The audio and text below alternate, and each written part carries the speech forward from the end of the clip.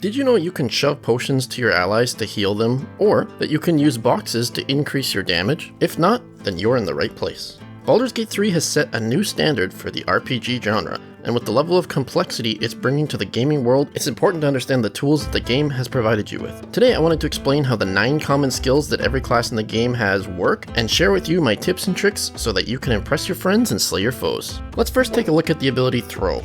Throw has a cost of 1 action point, and it requires you to be in melee range of the thing you wish to throw. Throw can be used on nearly anything provided your character has the strength required to throw the target. You can throw boots, potions, explosives, bread, weapons, or even a living target. And these are just some of the possibilities. When you're looking to throw a weapon at a target, it's important to check what type of weapon you're throwing. Make sure that when you throw a weapon it has this throw tag that I'm showing here, because that means that it will do the weapon's actual damage when you throw it. For example, if you throw a sword, it'll only deal 1 damage when it's thrown. But if you throw something like a trident, for example, that has the throw tag, it will deal the weapon's actual damage roll. Most thrown items will also do higher damage if you're at a higher elevation than the enemy you are targeting.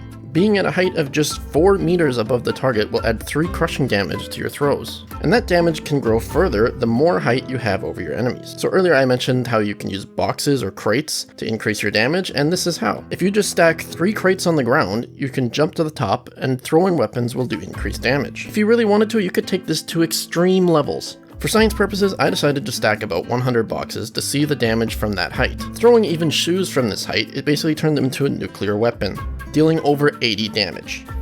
Now I don't recommend building these ladders to heaven, but for testing purposes, it does show just how much extra damage is provided by being above your enemies. Just be careful where you aim your throws if you do this. You can also throw a living being at a target, but it is possible that that would deal no damage if the enemy rolled a saving throw. If you're downed in combat and need a hand, you can use it to throw healing potions at an injured ally. Or, if you're really crafty, you can use a summoned creature to do it for you, even setting up a mix of damage, healing, or utility potions to decide what you need to throw in the heat of the battle. Now the range of your throw is affected by the weight of the object, the difference in height between you and the target, and also your character's strength. Playing a class that doesn't focus on ranged weapons, oftentimes throwing items is going to be your best choice. Next, we'll have a look at the skill I believe players will use the most frequently in this game, and that is the Jump ability. Jump has a cost of 1 bonus action and 3 meters of your turn's total movement, and the distance you go is scaled off of your strength attribute and the initial height of the jump. Higher strength or higher height means you can travel a further distance. But do be careful, because if you jump from too high, you could take damage, fall down and lose your turn, or possibly even die from it. Because it costs just 3 of your maximum movement per turn, you can usually use it to go further than the initial 3 distance that it costs you. It's often better to jump where you want to go, rather than actually click and move to where you want to go in this game. Jumping can even allow you to escape from ground surface effects without risk. Look at this example here. My character is standing on an ice surface, and ice has a chance when you walk on it to make your character fall down and go prone, which immediately ends your turn. But by jumping directly out of the surface, you do not risk falling down at all, allowing you to escape the surface and complete your turn. Other surfaces like grease, fire, webs, and poisons are just some of the examples where a jump is a powerful tool to escape and minimize the risk. Jumping to higher elevations can also increase your ranged character's hit chance and give them the high ground advantage on abilities before you use them. If you look at this example here, my hit chance goes from 60% up to 70% just by jumping to a higher elevation. You can stack crates anywhere in the world and create your own high ground whenever you need it. You'll be able to tell if you have the high ground because this icon appears here. Outside of combat, this ability is still very useful. You can use it to find alternate paths, hidden secrets, or stealthily jump past an enemy's sight. You can even combine jumping with spells like Featherfall or even class passives to reduce the damage that you would take from landing, or increase the distance of the jump. Remember, in a game like Baldur's Gate, your utility with these abilities is basically endless. Be creative and jump carefully. So now, since I just mentioned that you can stealthily jump past enemies, let's talk about the hide ability. The hide ability in this game is one of the greatest advantages, and in its current state is literally broken. If you played Early Access before, you might remember that hide was a bonus action, but in the most recent Panel from Hell video, the character did use hide and they've changed it to an action, which is probably a good change for the balance of the game anyways. When you're not hidden, you can use the left shift key on your keyboard to see the enemy's sight cones. As long as you activate hide outside of these cones, you will be hidden and basically invisible until an enemy's sight cone crosses your path. If you activate hide in a sight cone, or the enemy moves their sight cone into your area, the game will roll a dice over their head and it will either succeed and you keep being hidden, or it fails and you're revealed. While hidden, you also gain the ability to pickpocket from targets, or you can steal, which can be useful in many ways, such as stealing keys to get your friend out of jail, or stealing possibly explosive weapons the target may have had in their inventory. The hide action has a high chance to fail if you're in the bright area when you enter an enemy's sight cone. The way you can tell if an area is considered to be dark or light or whatever is that you hold the left shift key on your keyboard and the mouse will display an icon here. It can be a sun meaning bright, a half sun, or a dark sun. You can affect the state of this by changing the level of the lighting in the area, such as extinguishing a torch or casting a light spell. So that's the basics of the ability, but where it gets really juicy is that being hidden gives you an advantage on all of your attacks and spells on enemies in combat situations. And if you want to start the encounter, the enemy will often be surprised. Surprise, When a target is surprised, it skips their first turn of combat entirely. You can do some crazy things with stealth, such as before the encounter, place explosives into key areas, or get into a position which grants you an edge in combat. A great way to make it easier to use and avoid an enemy who is constantly moving is to activate the turn-based mode. So what this does is it basically pauses time in the game world so that you can move into a position without the enemy moving around. It will remain this way until you hit the end turn button, and then it will skip the time forward 6 seconds. Now, one of the best tips I can give you for the hide ability is that if you're in a situation like this, where your health is low and you're stuck in melee range, and you don't think you have any other way to escape this, you can actually attempt to hide while in combat, and if you're lucky, you can survive that encounter. You can take this one step further and actually break combat entirely. And now this is basically a cheese strat, and it kind of makes the game less fun if you abuse it, but if all of your characters are hidden during combat, the enemy AI will break and do nothing. This was actually a bug that was in Divinity 2 and never got fixed. Now I'd recommend you don't use it unless maybe you're in a situation where you're about to lose 2 hours of progress because you didn't autosave, but hiding in combat does kind of break combat. And now we'll take a look at Shove. The obvious use of Shove is to use it to push an enemy from a high position to a low position. It's incredibly useful because it just costs one bonus action, meaning it's almost always worth using it if you can, especially in the early game where it's sometimes hard to spend those bonus actions effectively.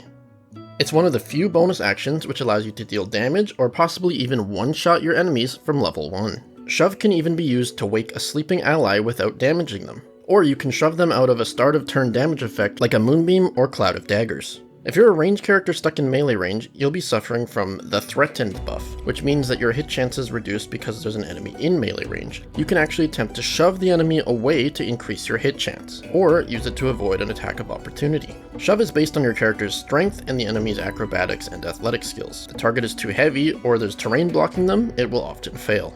You can also use Shove on objects. So if you wanted to, you could use Shove on an explosive barrel from a high ground location to the low ground. It's a little bit difficult to aim, so it's not really that recommended. One really neat to pull off trick is that you can use Shove from a high ground and then push a potion onto the low ground. It'll break the potion onto the ground, and that allows a nearby character to walk into that potion and get that buff. Next we'll take a look at Improvised Weapon. Improvised Weapon is one of the coolest things in the game. It allows you to grab whatever you want and use that as a weapon. As long as there's an item nearby or in your inventory, you can just take it and smack someone hard with it. Another really nice use is it allows you to relocate heavy objects with ease. You can use Improved Melee Weapon on a corpse and reposition it very far compared to if you were going to throw that same corpse, especially for a low strength character. It's also really nice because it allows you to get the bludgeoning damage type really easily. Some enemies such as skeletons are actually vulnerable to bludgeoning damage, meaning they take double damage. So let's say your fighter only has a sword and tries to hit a skeleton, it's not going to do that much damage. But if they have the option to pull Improvised Weapon and smack them with something, it's going to double any damage that dealt. You can even pick up small living enemies and attempt to use them as a weapon. Next we're going to look at the Dip action. As far as the abilities on this list go, Dip is one of the more niche abilities. You won't be able to get a strong use case on every class with Dip, but on a class which is swinging its weapons or shooting bows from a distance, it's basically free damage. Dip allows you to dip your weapons into poison, fire, or possibly other surfaces later on in the game, but that's the only ones I've found so far, and after you've dipped a weapon, it'll add 1d4 damage to your weapon attacks for 3 turns. The type of the damage depends on the surface you dipped your weapon into. You can actually cast Dip on a lot of things. You can dip onto a surface, a brazier, a torch, or even candles, and there's probably more options than that. The candle is probably the easiest method to get Dip, because as long as you carry it in your inventory and drop it on the ground, you can then light the candle by clicking it and then use the Dip action on it. If you're wondering, you can't pick up most candles in the game, only some of them, so you just have to right click and see which ones you can pick up. They kind of look like this one here. And if you go into your inventory and right-click a poison, you can actually apply that poison to your weapon, or you can smash the poison bottle on the ground and then keep reusing it on that pile of poison that you made on the ground. Now we're going to take a look at Disengage. Disengage allows you to avoid attacks of opportunity. An attack of opportunity is shown by this little red arrow here when you're standing nearby an enemy in melee range, and what that means is if you move away from that enemy, they will get a free hit on you. Disengage allows you to avoid that hit. It's sometimes good to use on a character when you have maybe like 1 health point and you need to escape, or if you're surrounded by multiple enemies, you can disengage and avoid all of those hits. This is a good ability that can potentially save you losing progress. Say if you're stuck in combat and you're on your last character, you have 1 health point and you can possibly disengage to run away. Next we have Dash. So Dash uses just 1 action point and allows you to double your movement. Dash is really powerful for escaping fights or kiting your opponents. It can be useful to use Dash to run up to an enemy and then get in range to use Shove or something on them. Or if it really was important for you to use Jump on that turn, and you already moved and didn't save enough of your movement speed to spend it on Jump, you can cast Dash and it'll give you enough movement speed so that you can jump. Dash is probably your best way to escape a fight that you think you can't win, because if you use Dash, you can often get far enough away to use the Flee combat button and prevent a party wipe. You can even combine Dash with something like a Potion of Speed to give your character some insane movement speed for a single turn and escape basically any situation. This combo here, I was able to increase my movement speed for 1 turn from 9 meters to 54 meters. Dash is one of the only abilities I've seen in the game that you can cast while using Hide, and it does not break you from being hidden, meaning you can dash around to increase your movement speed while you're hidden. And lastly, we're going to look at the Help ability. The main purpose of Help is that it allows you to pick up a downed ally for the cost of 1 action point. You can use it both in combat and out of combat when one of your characters is on the ground about to die. If you're able to get in range to use Help on them, then you don't have to spend gold on those expensive resurrection scrolls. However, if you're not quick enough, they will die and you will need to revive them. The secondary usage of Help is that you can use it to remove some status effects on allied targets when you're in melee range of them. These status effects include things like burning, downed, ensnared, entangled, enwebbed, prone, and sleeping. Most of the time, it's not worth it to use Help to remove these, but sometimes it can be. Probably the best time is you can use Help on a sleeping ally to wake them up without damaging them, or you could even pick up a character who fell prone and slipped on the ice during their turn and give them a chance to actually do their turn still. And with that, I've reached the end of this video. Do you have any tips that you think I've missed? Please let me know. Or if you've learned anything new, give the video a like. This is actually the first video I've made on this channel, so any feedback is welcome. If you're interested in more Baldur's Gate 3 tips, please subscribe because I plan to do a lot more content in the future. But anyways, thank you for watching.